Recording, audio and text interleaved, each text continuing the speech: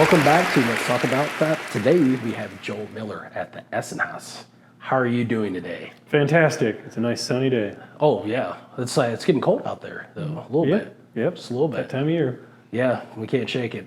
The leaves are falling. Everything's just happening right now, right. Especially the temperature. Right. So let's talk about the Essenhaus. What is the Essenhaus? Sure. Well, the actual meaning of Essenhaus is eating house.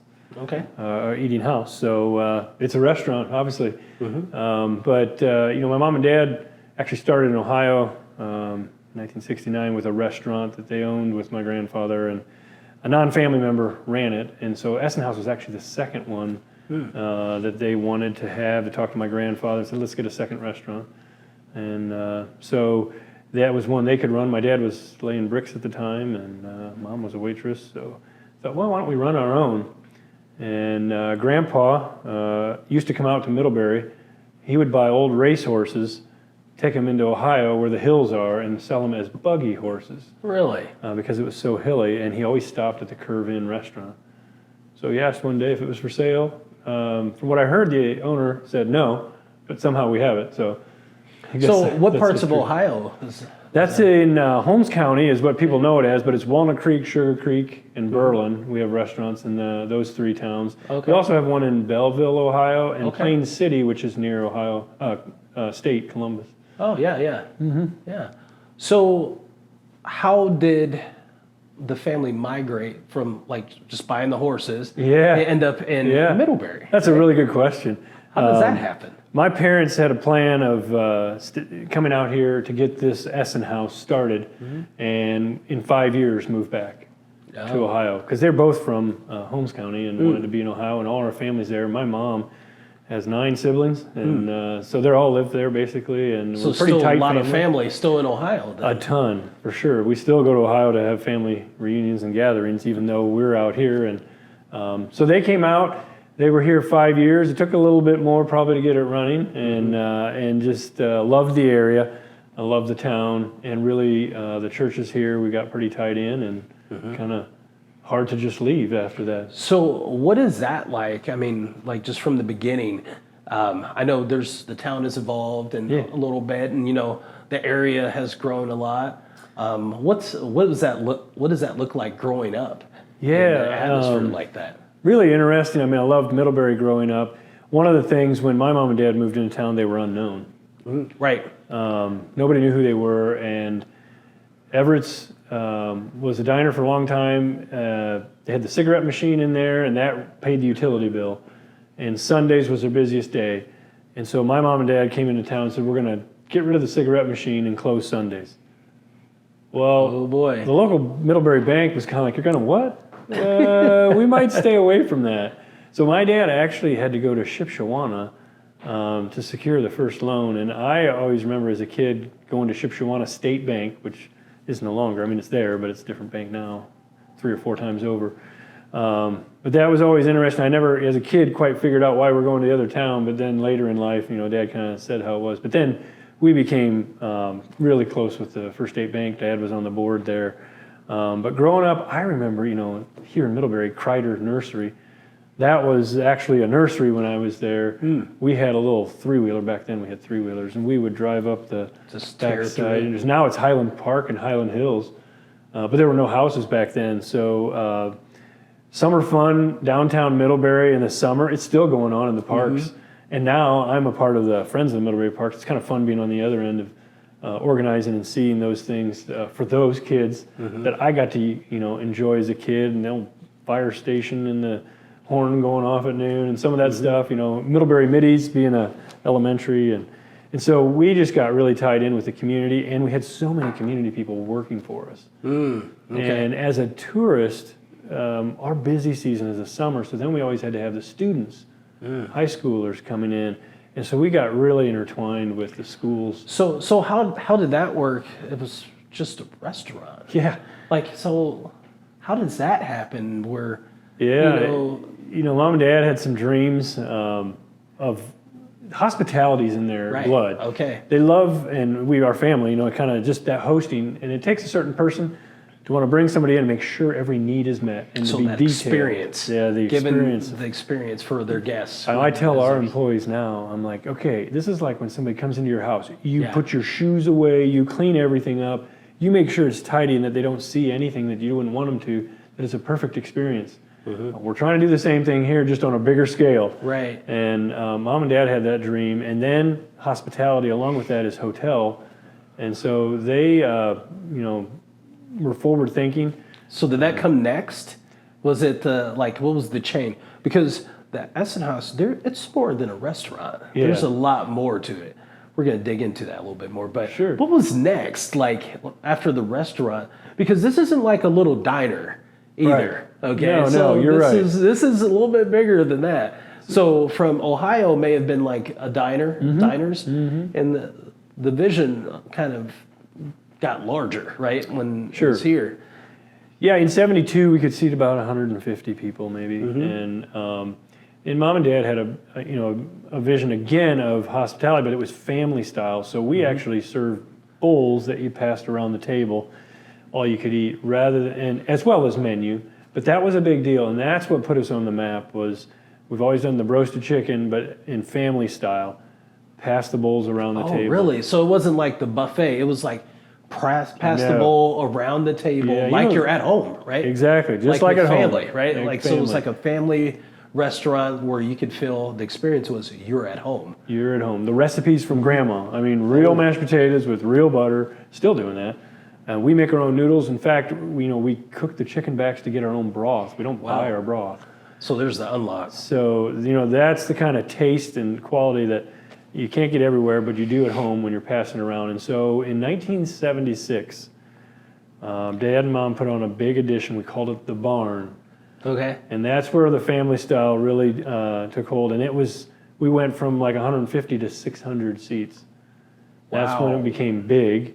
So what was like the expansion on the building with that? Because I know you have the bakery, it's a Yep. whole bakery. Right. Then you have the barn side of it. Where was the restaurant before?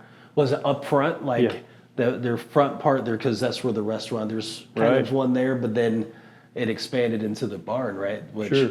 it's multi-floored, Yes, it is. right? I mean, It is, and that's what happened in '76 was the multi-floor. But of course, the farthest west end at the point was the original diner. The front room, what we call the front room now. If you look, there's a counter that makes a curve. That's exactly where the counter was before. oh wow, That's about the only thing that looks the same. But that was that same original room, and so we actually, Dad bought a farm to the east, and that's what gave us a lot of space to expand. And in '76, had the hewn beams. We actually had an Amish guy that builds the barns, bring in and do all the beams and the local cut trees. Troyer Group was the architect, who also, he was the guy that grew up Amish around here, but wasn't Amish, but he had an architect company. And so we really expanded, and with that, we added a small bakery retail store where we could sell some of the baked throw it goods. on the end, It right? wasn't huge then, not as big of a deal as it is now for sure. But we added on enough and changed where our entrance was. It was a little further to the west, gave a bigger entrance. I was probably, 76, I would only been 5 or 6. We also added the upstairs then, which was dining, and we had a shopping area upstairs.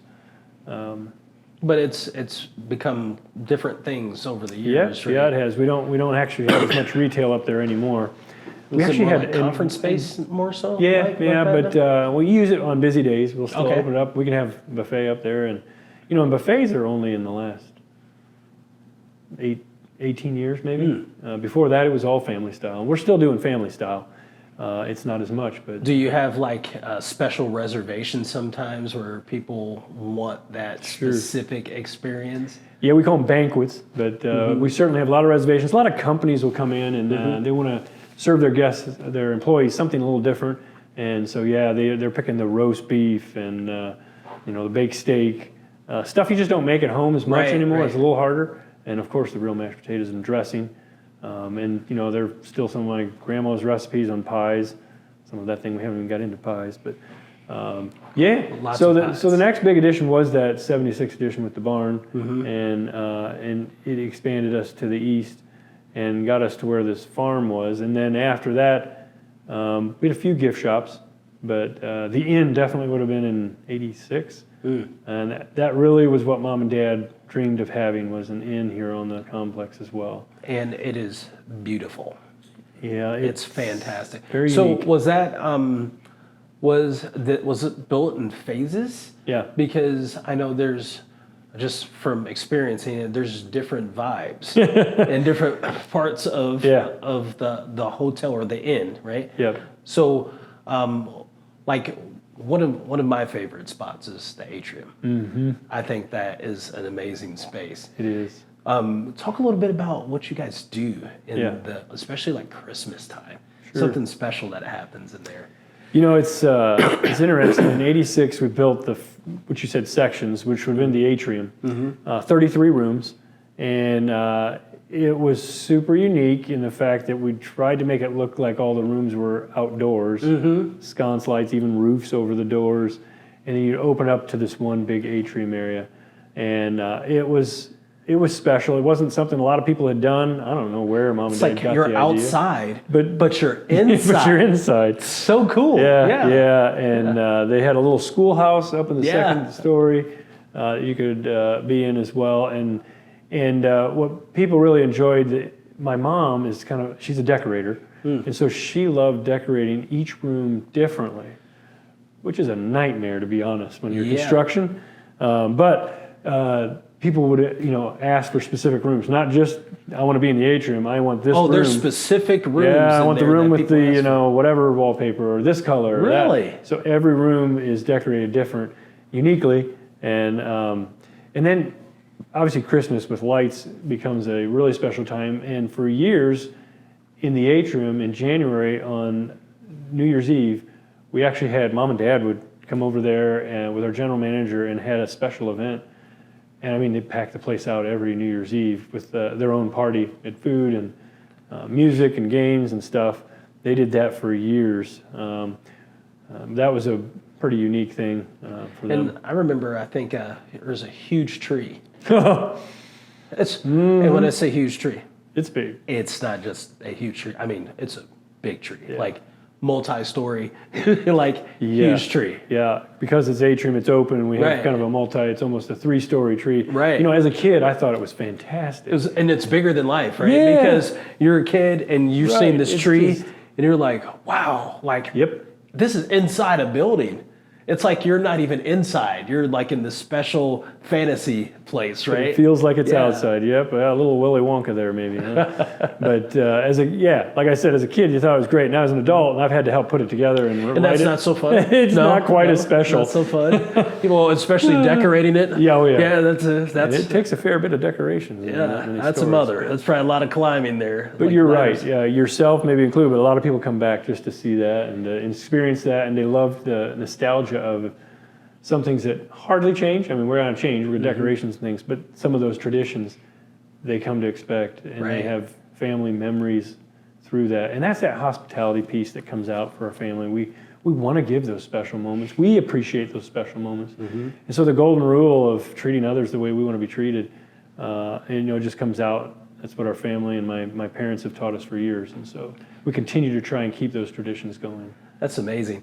So I actually met a couple last time I was here. I think we were doing like a 360 scan thing or something. Yep. And we ran into a couple that came from Michigan. They said they were going to Indy, and they say they travel, they do it all the time, but they never pass up staying a night here. Even though they're like probably 45 minutes away. Yeah. But they say we always stay Yeah. here because it's an experience. Like they wouldn't pass it up. So it was just interesting to kind of hear stories like that. Yeah. How people, like, they're not far and they're kind of going out of their way, but they're just saying, hey, we want to spend a night here, and it's kind I'm of their always tradition. amazed by that. Yeah. People, they'll say that, and I'm like, well, I wouldn't do that. Right, but that's right. It's like, And they do. And, Yeah. we're in Middlebury. We have 2,500 people. There's not a lot around during the off years. And I always wondered how we filled this 33-room inn. And we had to make it because we're running out of space. And I always thought, who's coming? How are these people coming? But Well, could some of that be too, like just because close to Shipshewana as well? Well, in the summer for sure. Yeah, But in the wintertime, that's how doesn't make sense, yeah, right? people just stopping in because you Yeah. know what? It's tradition. Their family wants to get together. They've done it for years. This is their getaway. And generational, possibly too. Oh yeah. And we've just been able to become a spot where they feel comfortable doing that, and it's worth their time. And we want to always make it worth it for the guests. But that's what keeps us going. That's who keep us in business, and we can't ever forget that. So let's dig into. There's a little bit more going on. Okay, so there's I don't know if it expanded into anything. Remember last time I heard about a pickleball court somewhere. Yeah. Like, I don't know if that's happening yet, but I know that was a serious thing going on. Yeah. Did you guys kind of expand into that? Yeah, we actually, by expanding one of our businesses, which is our noodle manufacturing, Yes. we went out of a building. And we didn't have a lot of use for that building. We were doing some storage and stuff, and then, my brother-in-law and my sister, they love pickleball. And so we actually have a building with 3 Professional courts. Professional courts, LED lighting, paint, the whole... With the blacktop, I had the company come in. Special paint. Special Pickleball paint. Yeah. It's not That's even right. just paint. It's really, I guess, a blacktop almost type. Like a finish, right? Yeah, where it's padded, and they created an app to be able to get on this thing. It's just smoking busy. That's wow. Well, because there's a lot of pro players that actually like this is a place where they can train, right? Right. Yep. And They do a lot of practice. training, or they'll even hold classes if they can get in to have the time and rent the space. But in the summer, there's maybe a little more time to get in because people are outside. But Right. boy, once the weather, like now, you can't slammed. get in. Yeah. It's even family tries to call them. Hey, is there? Nope. Nope. It's almost exclusive now because It it's is. already reserved out. So right? little tidbit, there's possibility that a few more courts will be coming. Oh, okay. Because it's such a hit. heard it here Because I know first. because it was before. It was like, hey, we're going to try this. Yes. We're going to see if Right. there's some interest in it. Oh, there's definitely And interest. there's a lot more than you imagined, right? So it's really popular. So yeah, pickleball seems to take off. We're trying to figure out how to wedge that into our company as well. Yeah, it's interesting. It's right by the inn, so that kind of helps us if we want to have tournaments and hotel rooms. You have other amenities as well, Yep. like Gotta the eat. golf, mini golf. golf, right? That's correct. You have the mini golf, and there's also at the quilt garden. So Yes. if you're interested these are all experiences for things for the family to do and just experience, and also going back to the core is eating. Yes. Good food is in the center and the core. It of is, all of it. and probably one of the things you wouldn't think of that was really helpful for our business, and that it continues to be, along with the pickleball and the mini golf and the experiences outside. We have covered bridge with carriage rides and the quilt garden tours through Elkhart County, which the CVB has been fantastic as.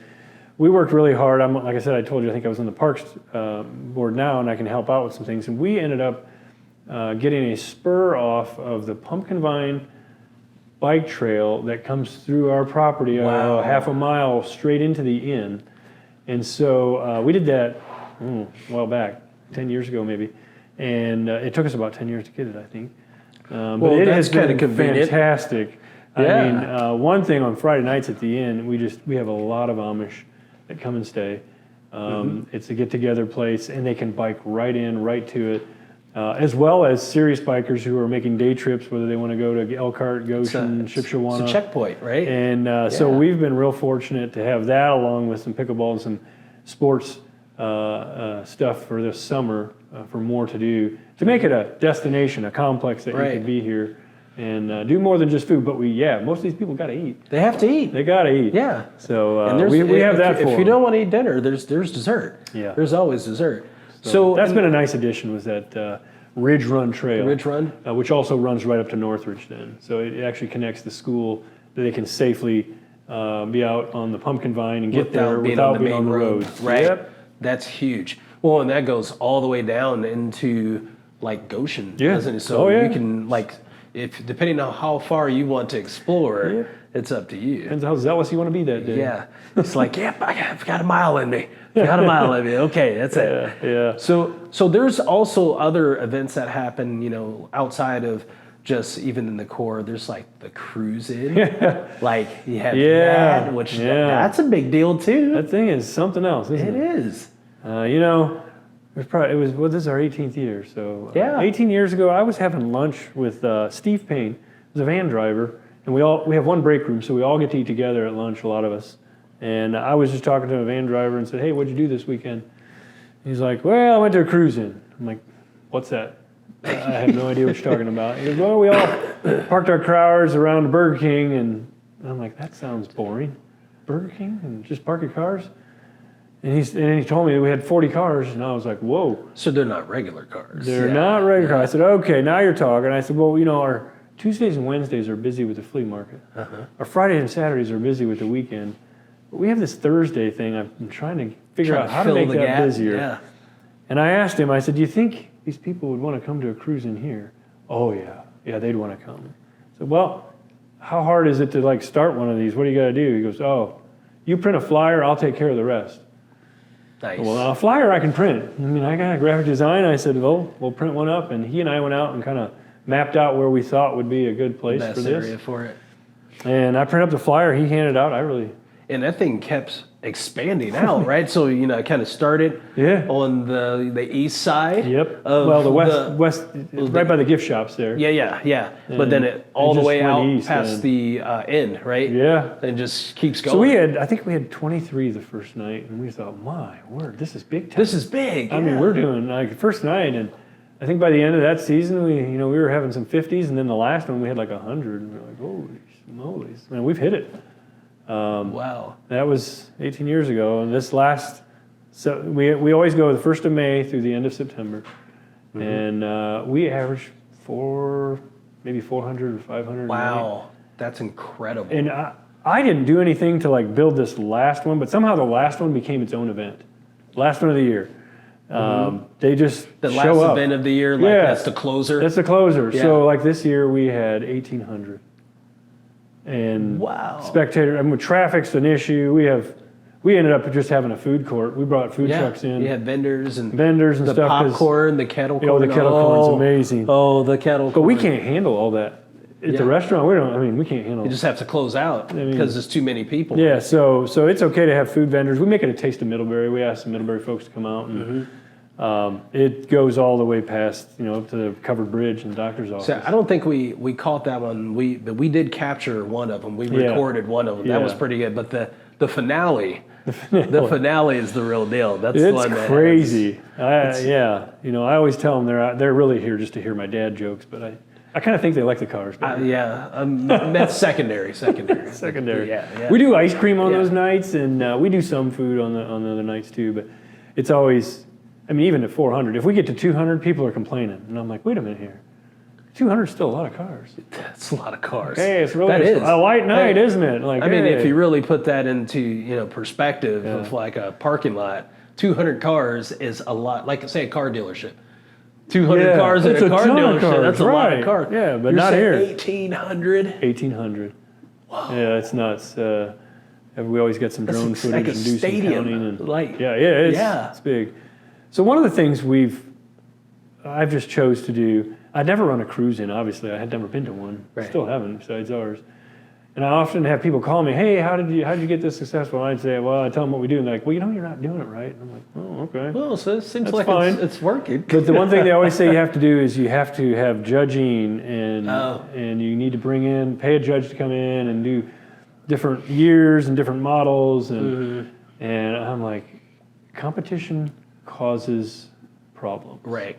People get mad. That's when they fight. That's why nobody fights when they come here. They're That's why they all get along. what they have, right? They'll say, "Hey, the same people that fight at another show get along here. Why is that?" I'm like, "Because we're not doing competitions." Yeah. Everyone's just showing off their pride and joy. And then they always say you have to charge them. And I'm like, "Well, I don't. As long as they're going to eat." Yeah, that's the whole point here, right? Let's not lose focus of the point. Exactly. Let's dial it in. So we basically have a great time out there and give back. If they want to come and not eat, that's fine. It's like a And then some of the people event.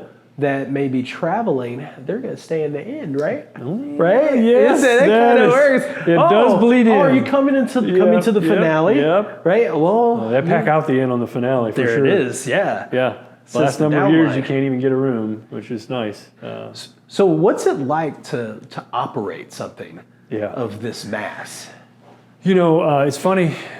We used to just, you go and try and take whatever you can. But, when you're talking 4,000 or 5,000 people that you can feed in a day, you start going, okay, we need refrigerator space, you need freezer space, you need a number of people, prep food.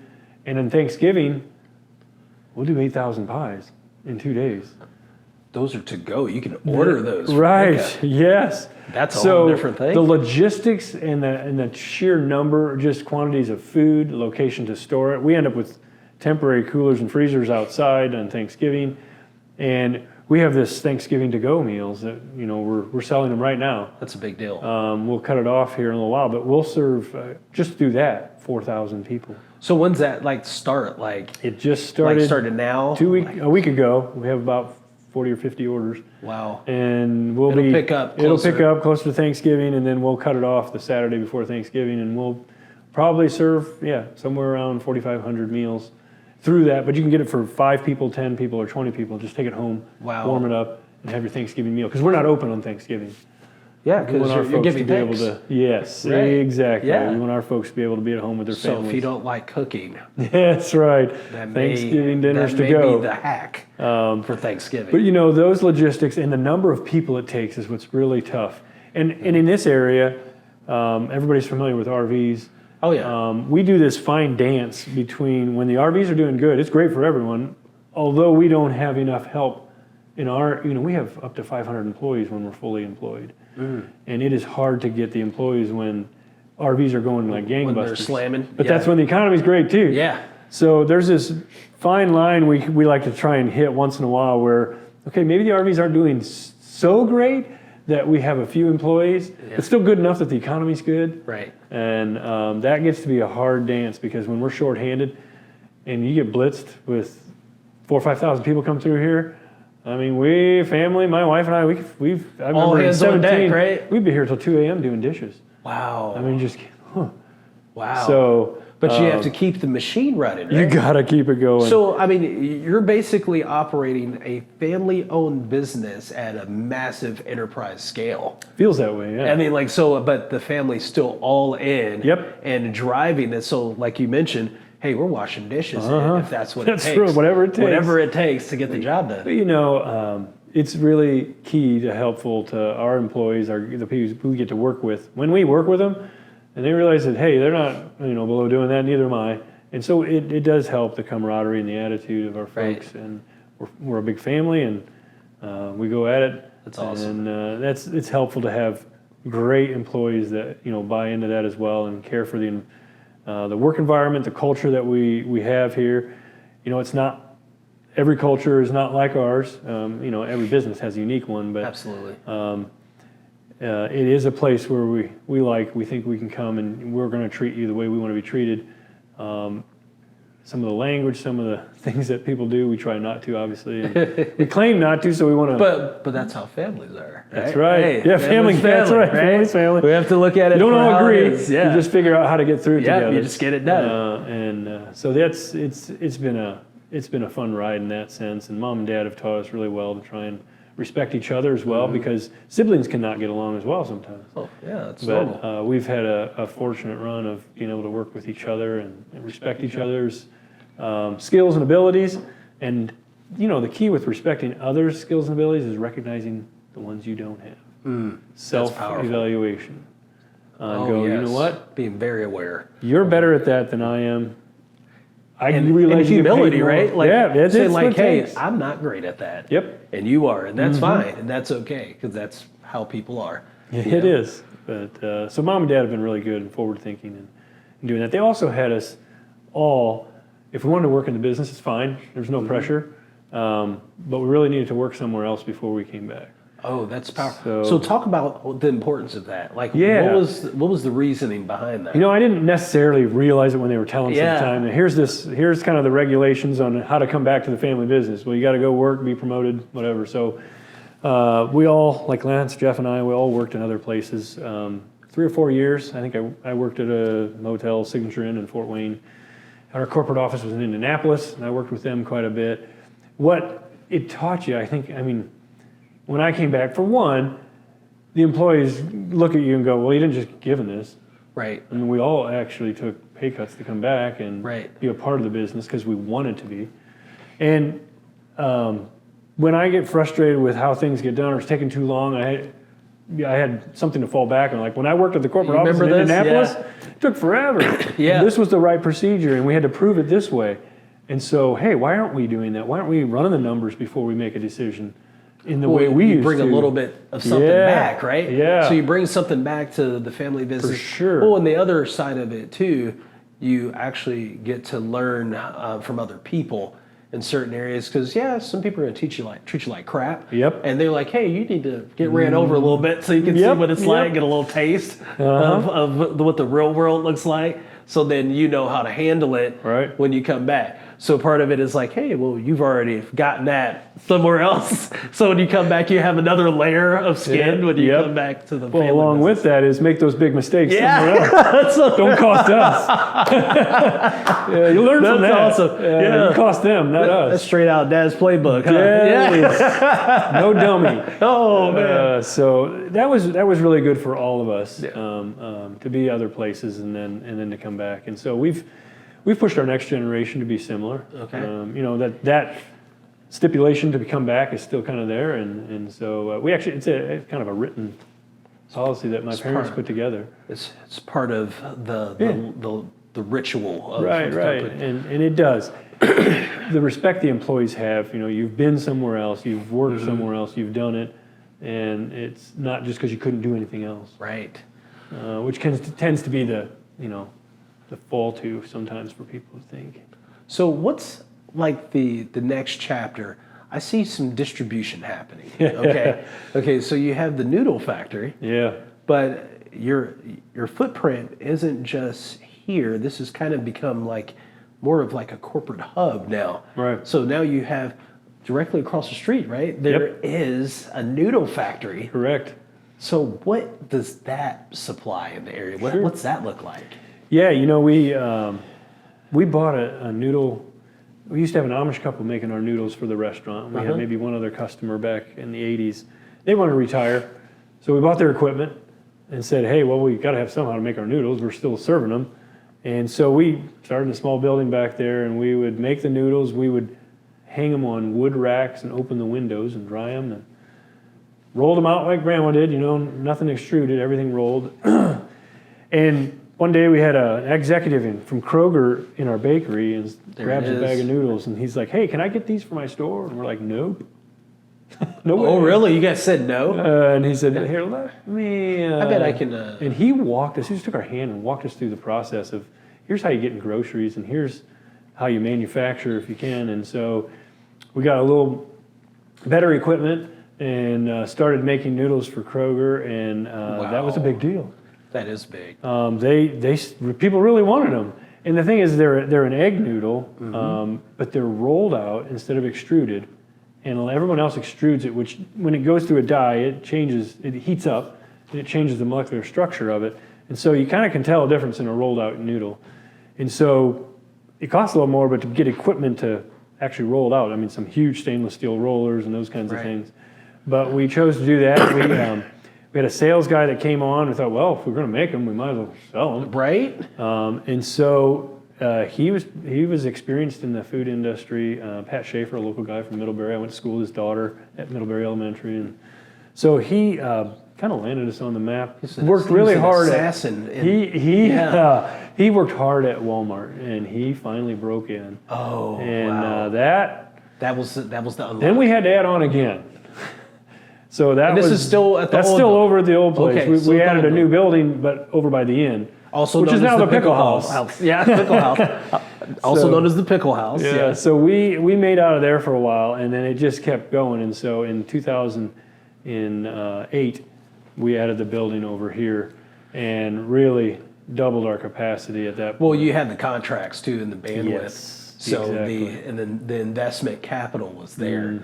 So, but then that just kind of streamlined, like kind of your production scale. Yeah. I mean, we were able to just do so much more efficiently and really get it out. Still working 2 shifts, and so It's still pretty lean though, right? yeah, Like, it's yeah, lean staff. Pretty yeah, much. lean staff, and we have a good, and some of them are still from the original, which is fantastic. You know, that just quality. walked across the Yeah, we make 1,300 pounds of dried noodle an hour now. Wow. So we have bags, and so it's 1,300 bags an hour.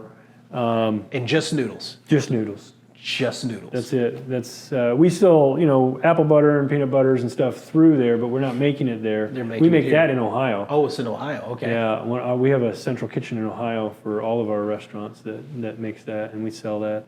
So the noodles, we recently, again, especially during COVID, just could not keep up. Well, everyone's at home, right? So we started an addition. We just finished the building this week. We added on to that building, but we made it look like you can't even see it. Really? And we ordered a new line that will be here in January from Italy, and it actually will be 2,300 pounds an hour that we could make of dried noodles. You're still the capacity you're at. You still couldn't keep up. No. With the demand. That's correct. Right? Yeah. Well, because you have Kroger, Walmart, Meijer. We just got into Menards this last month. And, Whoa. Of course, tons of small grocery stores, and then distributors Is it that go to local grocery or stores. out across the house? But we're in all 50 states at this point. Wow. Yeah. So it's not just local. No. So you guys caught on fire then. Yeah. There's trucks going lots of places. Wow, that's incredible. And one of the things with that network, we're in our central kitchen in Ohio, we just did an addition over there as well. We are getting our pies are now being able to be made and then frozen and sold. So we're going to work it through our the network. distribution center. So And you our already have cookies? the stores. Yeah, same thing with Right. our frozen cookies, pucks that people could bake and have our cookies basically at home. So Wow. that's on the horizon that we're pushing That's to big. try and get. We would end up with 2 different manufacturing spots, but we can, delivery is going to be. So that's also interesting too, because that feeds into the story of the Essenhaus.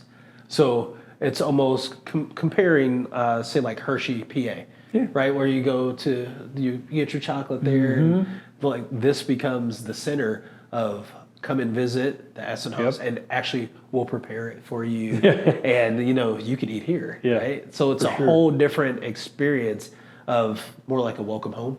Yeah. Welcome home, and it's like you can do this yourself, but you can't do it like us. Yeah. And I'll tell you, there's less people doing it. Right. Right. They can, but more people are definitely they're coming out because it is harder to do it at home, and in our society, it's a quick society. It takes longer to make it that way.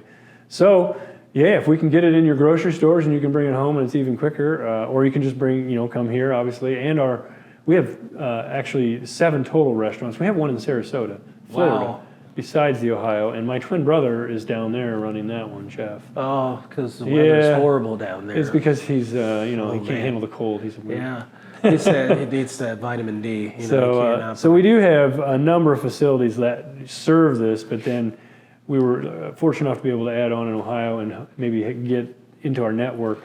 So how many remote satellite businesses are attached here? So I know you have your, not just the stores. I'm talking about like your core. Sure. Like your core business, because you have the restaurants and. Yeah, we got the 7 restaurants. We have 4 hotels. Okay. We have 2 food manufacturing, one here and one in Ohio. We have a 500-seat theater we just built a few years back in Ohio, which is super nice. We're actually this year going to be doing productions from Sight and Sound in Pennsylvania. Yeah. They've agreed to work with us. And so that's starting May of 24 in that theater. And we have concerts and other things in that theater as well. So there are, and then of course, like the mini golf and some of those ancillary projects. But the mini businesses. The mini businesses. But hotels and some of those things. And well, that's fantastic. it's a lot to keep track of. And you're just running it all yourself, right? Yeah, I have a little piece of the puzzle. So you mainly kind of make sure everything is operating. Yeah. I'm a campus manager here, so I kind of oversee this campus. I'm on the board as well, so I speak into what's happening in our other campuses quite a bit, and and so is my brother, and I have some cousins, and so our families work together Right. in doing that. And we have an Ohio family, one other family, so it's just my mom's sister, it's her family, and then us. So we have a great time at it. We're fortunate to get along and love each other and have blast trying to do business together. That's so awesome. Yeah. Well, thank you so much for sharing your story with me. Really didn't know how deep we're going to go into this. This is way even bigger than I even imagined, and it's fantastic. And it just shows what a family can do together. Yeah. You know, if like they're passionate about it. So, if anybody's looking to visit one of the sites, what would you tell them? How would they make it here? Where would they do to get information about the Essenhaus? Sure. Well, you can go to essenhaus.com for the Essenhaus, of course. Our actually incorporated name is DHG, or Dutch Hospitality Group. Okay. If you look up Dutch Hospitality Group, you get to our website. It has all of our sites on it, all our locations, easy access to all those. You can even order a Thanksgiving dinner at all of them if you really want to travel around. You should do that. Hey, you go. you have to try it all, right? That's right. So, you know, obviously the web or Facebook, and certainly lots of areas and ways to get a hold of us. Oh, that's awesome. Well, get plugged in, guys. Well, we'll see you on the next episode.